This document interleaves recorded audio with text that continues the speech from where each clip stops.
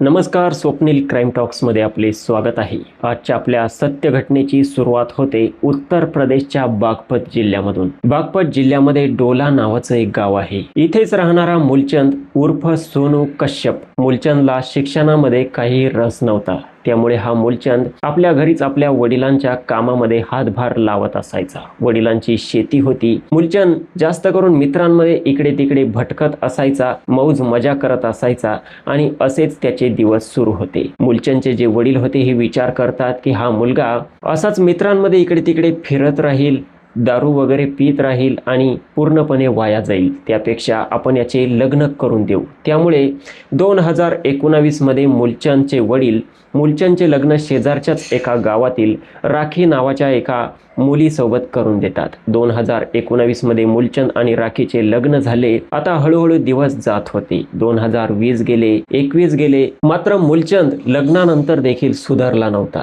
त्यामुळे मूलचंदच्या घरी त्याची जी बहीण होती, त्याचे भाऊ होते, हे सर्व मूलचंदला बोलत असायचे आणि मूलचंदच्या पत्नी राखीला देखील बोलत असायचे। त्यामुळे राखीसोबत मूलचंदच्या घरच्यांचे नेहमी वाद होत असायचे। तिला बोलत असायचे की तू देखील तुझ्या पतीला साथ देते, त्याला चांगली समजावून सांगत नाही, त्याला काम करण्यासाठी सांगत नाही।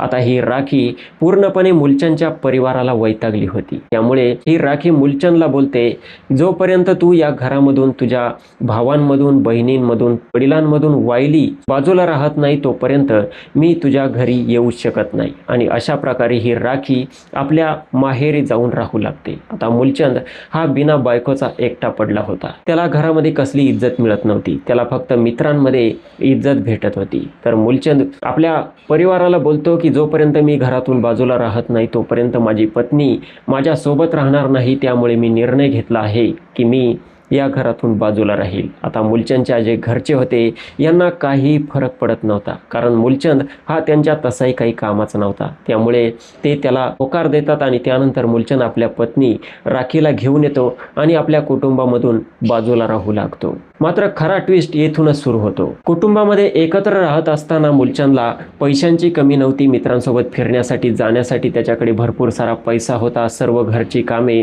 बाकीचे भाऊ वडील वगैरे सर्व करून घेत होते।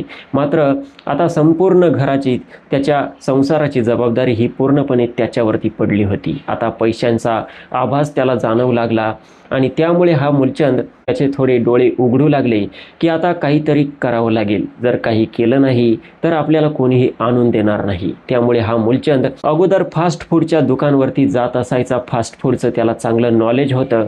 तर मूलचंद आपल्या पत्नी राखीला बोलतो की तुझ्या वडिलांकडून काही पैसे घेऊन ये, मला फास्ट फूडचं दुकान टाकायचं आहे, जसे पैसे येतील त्यांचे आपण परत देऊ। राखी देखील आपल्या वडिलांकडून पैसे घेते आणि त्यानंतर हा मूलचंद आपल्या मित्रांसोबत बोलतो की मला असं असं दुकान टाकायचं आहे। त्याचे जे मित्र असतात हे त्याचे खूप खास मित्र असतात, हे देखील त्याला मदत करतात आणि अशा पद्धतीने हा मूलचंद शहरामध्ये फास्ट फूडचे दुकान चालवू लागतो। मूलचंदचे जे 3 मित्र होते अतिशय खास मित्र होते आणि या 3ही मित्रांनी त्याची चांगली मदत केली होती। त्याला हे चाऊमिनचा वगैरे फास्ट फूडचा जे काही ठेला लावायचा होता, या ठेला लावण्यामध्ये कोठे लावायचा, काय काय करायचं, कसं करायचं, हे सर्व मदत त्याच्या मित्रांनी केली होती।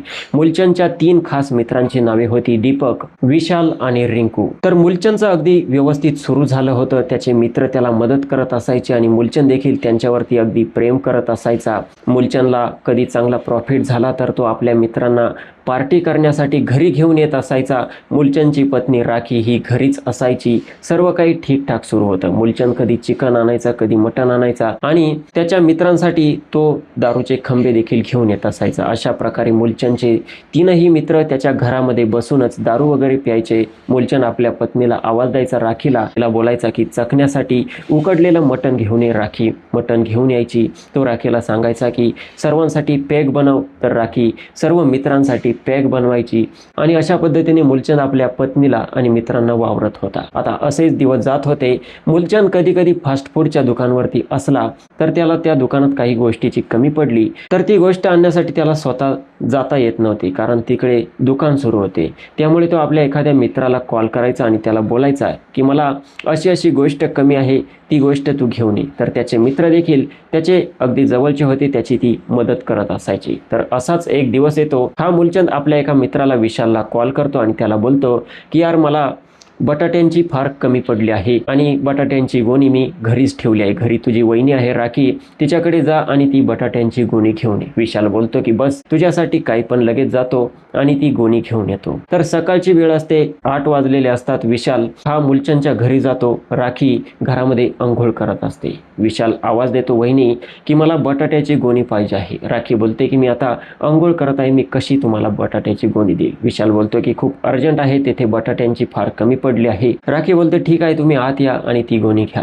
विशाल आत जातो आणि राखी आतमध्ये अंघोळ करत असते. विशाल राखीला अंघोळ करताना बघतो आणि ते बघितल्यानंतर विशालला आता थांबवत नाही. त्याला ते लक्षात राहत नाही की ही आपल्या मित्राची पत्नी आहे, वहिनी आहे, आपल्यासाठी एक माते समान आहे. तो तिच्याकडे वेगळ्या नजरेने बघतो. मात्र मित्रांनो, खरा ट्विस्ट येथे आहे. जी राखी असते ही देखील विशालकडे बघून स्माईल करू लागते. आता विशाल तिची स्माईल ओळखतो आणि त्यानंतर बाथरूम मध्येच राखीला मिठी मारतो. राखी बोलते की तुम्हाला तर खूप अर्जंट होते, अर्जंट बटाट्यांची गोणी घेऊन जायची होती, आता वेळ होत नाही का. विशाल बोलतो की तुमच्यासाठी मला वेळच वेळ आहे, मी लगेच मूलचंदला कॉल करून देतो आणि त्याला सांगतो की मी कामात बिझी आहे, नंतर येतो.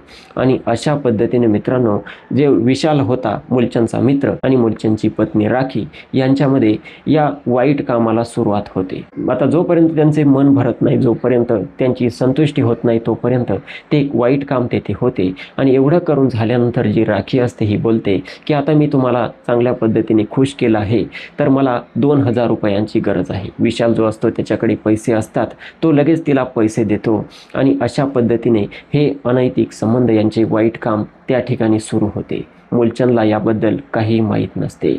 आता असेच दिवस जात असतात.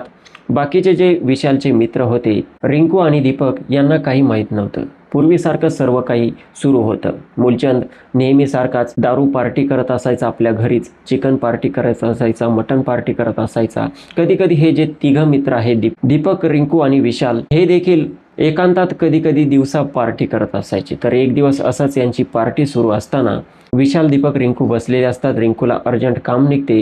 रिंकू आपल्या कामानिमित्त तेथून उठून जातो आणि आता विशालला जास्त दारू झालेली असते. त्याच्यासोबतचा जो दुसरा मित्र असतो त्याला देखील चांगली नशा झालेली असते. तर हा विशाल बोलतो की बस झालं, आता मला मूलचंदच्या घरी जायचं आहे. जो त्याचा मित्र असतो हा बोलतो, मूलचंद तर यावेळी फास्ट फूडच्या दुकानावरती असेल. विशाल बोलतो की माझं राखी वहिनीसोबत काम आहे. त्याचा मित्र बोलतो की राखी वहिनीसोबत काय काम आहे. तर विशाल नशेमध्ये त्याला सर्व सांगून देतो की कसे त्याचे त्या ठिकाणी संबंध चालू आहे. राखी आणि तो वाईट काम करत असतात. जो त्याचा मित्र असतो हा बोलतो की यार, तुझं जर असं चालू आहे तर माझं देखील तिला विचारून बघ. विशाल बोलतो की नक्कीच विचारेल, मात्र या कामाची ती पैसे घेत असते, तिला पैसे द्यावे लागतील. जो त्याचा मित्र असतो हा बोलतो मी पैसे देण्यासाठी तयार आहे. आणि अशा प्रकारे विशाल हा आपल्या त्या मित्राला घेतो. दोघेही नशेमध्ये असतात. राखीच्या घरी जातात. मूलचंद तर फास्ट फूडच्या दुकानावरती गेलेला असतो. विशाल राखीला बोलतो की याला देखील तुझ्यासोबत ते काम करायचं. राखी या ठिकाणी मित्रांनो सहज हो बोलते. ती बोलते हा पैसे देईल का. विशाल बोलतोय की नक्कीच पैसे देण्यासाठी तयार आहे. आणि राखी त्या ठिकाणी दोघांसोबत आपले वाईट काम सुरू करते. पती तिकडे फास्ट फूडच्या दुकानावरती गेलेला असतो. अशा प्रकारे आता राखी अगोदर विशाल सोबत होती, आता दोघांसोबत होती. मात्र आता दोघांसोबत हे वाईट काम करू लागली होती. जेव्हा जेव्हा मूलचंद फास्ट फूडच्या दुकानावरती जात असायचा, विशाल आणि रिंकू राखीकडे येत असायचे, त्यांच्या वाईट कामाला अंजाम देत असायचे. असेच दिवस जात होते. पुन्हा एक दिवस हे विशाल, रिंकू आणि दीपक एकत्र बसलेले असताना, दारू पार्टी करत असताना जेव्हा यांना नशा होते, तेव्हा विशाल आणि रिंकू दोघांची चर्चा रंगते की कशी मजा येते. मूलचंद कसा फास्ट फूडच्या दुकानावरती असतो आणि आपण इकडे त्याच्या पत्नीसोबत आनंद घेत असतो. जो दीपक असतो याला त्यांच्या बोलण्यामधून खूप आनंद येऊ लागतो आणि दीपक देखील त्यांच्या हातापाया पडतो, बोलतो की मला देखील एक चान्स द्या. जो विशाल आणि रिंकू असतो हे बोलतात की ठीक आहे, काही हरकत नाही, मात्र तुला त्याबद्दल पैसे द्यावे लागतील. दीपक लगेच तयार होतो आणि त्यानंतर विशाल, दीपक आणि रिंकू पुन्हा मूलचंदच्या घरी जातात. राखीला विशाल समजावून सांगतो की याला देखील ती गोष्ट करायची आहे. राखी बोलते ठीक आहे, तो पैसे देत असेल तर मला काही हरकत नाही. आणि अशा पद्धतीने मित्रांनो, जी राखी होती मूलचंदच्या तीनही मित्रांसोबत एकाच वेळी एकाच घरामध्ये हे वाईट काम करण्यास सुरुवात करते. तोपर्यंत करत असते जोपर्यंत यांची इच्छा पूर्ण होत नाही. मूलचंद तिकडे फास्ट फूडच्या दुकानावरती फास्ट फूड विक्री करत असतो. असेच दिवस जात होते. मात्र या गोष्टी जास्त काळ लपून राहत नाही. असंच एक दिवस हा मूलचंद आपल्या घरी असताना हे तिघही मित्र त्याच्या घरी येतात आणि त्यांचं बोलणं चालणं, त्यांची इशारेबाजी, त्यांची त्याच्या पत्नीकडे बघण्याची स्टाईल वगैरे बघून या मूलचंदला काहीसा डाऊट येऊ लागतो आणि मूलचंदला वाटतं की नक्कीच काहीतरी प्रकार सुरू असावा. आणि ते मित्र जेव्हा गेल्यानंतर तो आपल्या पत्नी राखीला बोलतो की या तिघांचं आणि तुझं काय सुरू होतं. राखी बोलते की तुमचे एवढे खास मित्र आहे, माझ्या दिरांप्रमाणे आहे, तर आम्ही हसी मजाक करू शकत नाही का. मात्र मूलचंदला ते सहन होत नाही. मूलचंद बोलतो की आता येथून पुढे तू त्यांच्यासोबत जास्त बोलणार नाही, फक्त कामापुरतं बोलायचं आणि दूर राहायचं, अशा प्रकारे तो राखीला सांगतो. मात्र त्याचे ते 3 मित्र हे नेहमीच इकडे मूलचंदच्या घरी येत असायचे. आता मूलचंद कधी कधी रात्रीच्या 10 वाजता आल्यानंतर देखील त्याचे मित्र त्याच्या घरातून निघत असायचे. या गोष्टीमुळे मूलचंदला वेगळं जाणवू लागतं आणि मूलचंद एक दिवस स्पष्ट यांना बोलतो की येथून पुढे तुम्ही माझ्या घरी येत जाऊ नका. त्याचे मित्र असतात हे बोलतात, ठीक आहे, तुला नाही चालत तर आम्ही तुझ्या घरी येणार नाही. बस आपली मैत्री जशीच्या तशी राहिली पाहिजे. आता हे जे तिघे मित्र असतात हे एकांतात बसतात, शेतामध्ये दारू पार्टी करतात आणि तिघांचा एक विचार होतो. नशा झाल्यानंतर तिघे विचार करतात की यार आपण दिवसा मूलचंदच्या घरी जाऊन राखीसोबत हे काम करतो, मात्र रात्रीच्या वेळी हा मूलचंद राखीसोबत असतो. जर हा मूलचंदच नसला तर आपल्याला रात्रंदिवस त्या राखीसोबत राहता येईल. तिघांचा निर्णय ठरतो.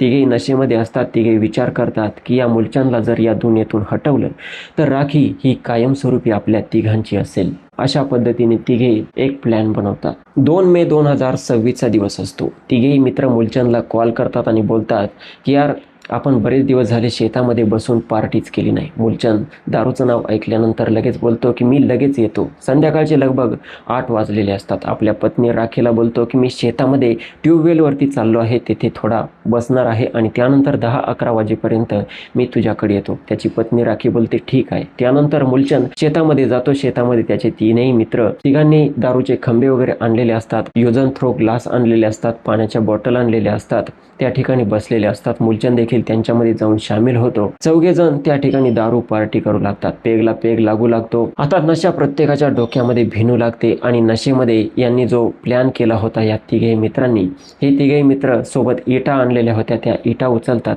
आणि या नशेमध्ये असलेल्या मूलचंदच्या डोक्यामध्ये इटांनी मारू लागतात.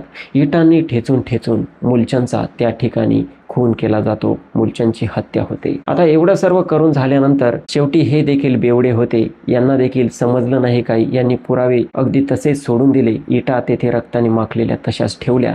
एकाची चप्पल देखील तेथेच राहिली. तेथे 3-4 ग्लास पडलेले होते, ते देखील तसेच राहिले आणि तेथून हे फरार होऊन गेले. आता जी मूलचंदची पत्नी होती ही मूलचंदला कॉल करू लागली, मात्र मूलचंदचा फोन आता स्विच ऑफ येत होता. राखीला समजत नव्हतं की नक्की पती गेला कुठे. आता ती रात्र गेली. दुसऱ्या दिवस उगवला 3 मे 2026. सकाळी सकाळी राखीने विचार केला की ट्यूबवेलवरती जातो बोलले होते, तर राखी ट्यूबवेलवरती जाते, बघते तर तिचा पती त्या ठिकाणी रक्तबंबाळ अवस्थेमध्ये पडलेला असतो. राखी हे दृश्य बघून त्या ठिकाणी प्रचंड ओरडू लागते, रडू लागते. बघता बघता गर्दी जमते. पोलिसांना संपर्क करण्यात येतो. पोलीस घटनास्थळी दाखल होतात.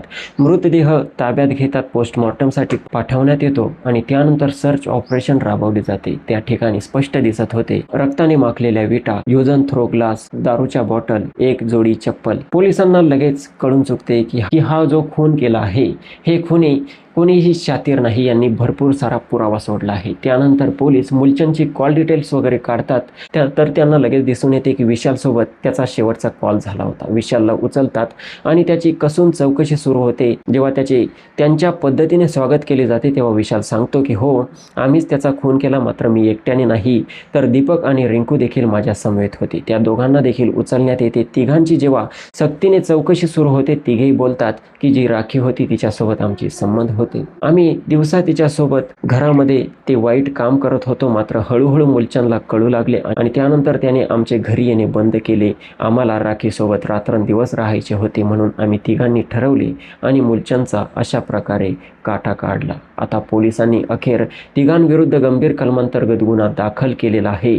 आता त्यांना योग्य ती शिक्षा मिळेलच. मात्र मित्रांनो, हे सर्व प्रकरण ज्यामुळे घडले, ज्या व्यक्तीमुळे घडले, ती व्यक्ती अजूनही आझादच आहे. जी मूलचंदची पत्नी आहे राखी, हिची देखील कसून चौकशी पोलिसांनी केली, मात्र राखीचा यामध्ये काहीही दोष आढळून आला नाही. बस राखीने हे मान्य केले की माझे तिघांसोबत संबंध होते, मात्र पतीची हत्या करायची असा विचार तिच्या डोक्यात अजिबात नव्हता आणि पोलिसांच्या देखील ती लक्षात आली. राखी ही त्या ठिकाणी निर्दोष सुटली. 3 आरोपींना अटक करण्यात आली. गंभीर कलमांतर्गत गुन्हा दाखल झाला. मूलचंद, विशाल, दीपक आणि रिंकू अतिशय चांगले मित्र होते. एक महिला त्यांच्यामध्ये आली आणि या चौघांचे आयुष्य कायमस्वरूपी उद्ध्वस्त झाले. महिला अजूनही त्याच ठिकाणी आहे. मित्रांनो, मला सांगा, या प्रकरणामध्ये जी राखी आहे हिला देखील शिक्षा व्हायला पाहिजे होती की नाही व्हायला पाहिजे? आपले मत कमेंट सेक्शनमध्ये नक्की मांडू शकता. बाकी या व्हिडिओचा माझा उद्देश कोणाच्या भावना दुखावणे, कोणाला बदनाम करणे, अश्लीलतेचा प्रसार करणे नाही, तर सत्य घटना आपल्यापर्यंत पोहोचवणे आणि यापासून आपणास जागरूक करणे आहे. समाजात अशा घटना घडत आहेत, त्यामुळे प्रत्येकाने सजग आणि सावध राहा. आपली आणि आपल्या कुटुंबाची काळजी घ्या. व्हिडिओ आवडला असेल तर लाईक करा आणि अशाच सत्य घटना, क्राईम स्टोरी नेहमी ऐकत राहण्यासाठी स्वप्नील क्राईम टॉक्स या यूट्यूब चॅनलला सबस्क्राईब करा. भेटूयात पुढच्या व्हिडिओमध्ये. जय हिंद, नमस्कार.